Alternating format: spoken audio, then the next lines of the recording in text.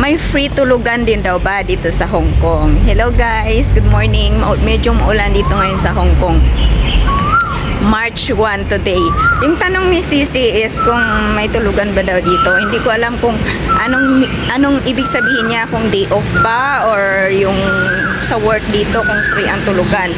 Sa Hong Kong guys, pag nagtrabaho ka bilang DH, free accommodation dito. Sagot ni amo yung kwarto mo, yung kuryente, tubig. So lahat yun sagot ng amo. Pati food, yung breakfast, lunch, at dinner. Kasi may food allowance tayo. Pag hindi sila nag-provide sa atin ng food, ibibigay nila yung food allowance natin in cash. So karamihan dito is silang nagpo-provide, hindi nila binibigay ng in cash. Linawin ko lang guys kasi ang mga domestic helper dito stay in sa bahay ng amo.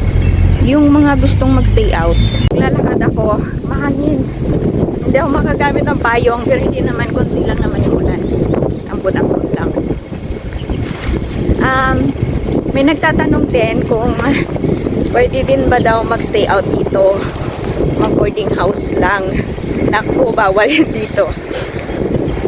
Yan yung bawal dito, yung mag-stay out ka. Dapat, ang nasa kontrata kasi, kung saan yung address ng amo mo or ng nasa kontrata mo, doon ka. Maliban na lang pag naglipat kayo ng bahay. So, hindi pwedeng tumira ka sa bahay ng iba. Dapat sa bahay ng amo ka tumira. Pwede naman mag-boarding house dito pag yung day off. Mayroon yan mga bed space dito. Mga nagbo-boarding house dito, pag every day off lang or holiday yon, nagbabayad lang sila ng per day. Yon, mayroon yan dito. Pero yung ibig mo sabihin sis na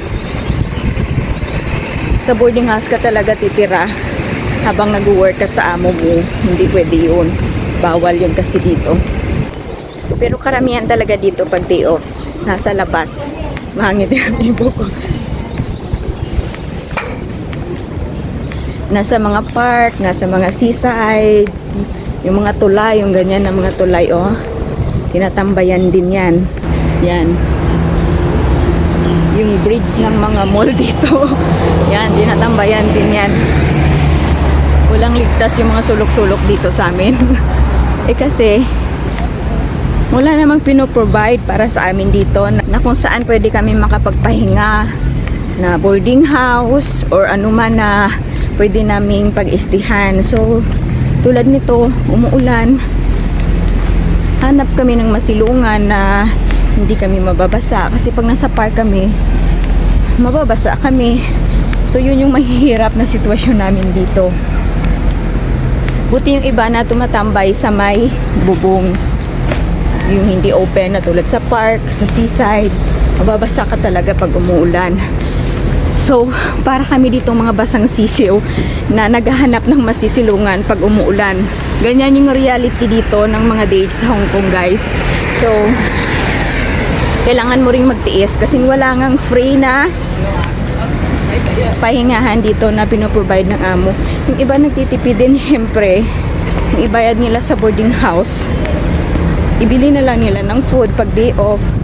Yung iba gusto talaga makapagpahinga, gusto ng may private place. So, doon nag-boarding house sila. So, yun lang sis. Sana clear yung tanong nyo na kung may free tulugan dito. Yes, may free accommodation dito sa amo pag na-hire ka bilang DH. Kung pwede bang mag-stay out dito, hindi pwede. May ilan na nag-stay out. Pero, pag nahuli, lagot din sila. So, yun yung wag niyong gagawin. Pag magsabi yung amo na stay out ka, kung willing kang mag-risk, sige, payag ka. Pero pag ayaw mo, takot ka, wag. Kasi, stick to sila dito. Pag nalaman nila na nag-stay out ka, mapapahamak ka. So, sumunod talaga sa legal na rules and regulation nila dito sa batas ng para sa ating mga DH, kung ano lang yung pwede at hindi pwede. So, yun lang for today's video, guys. Thank you for watching. Bye!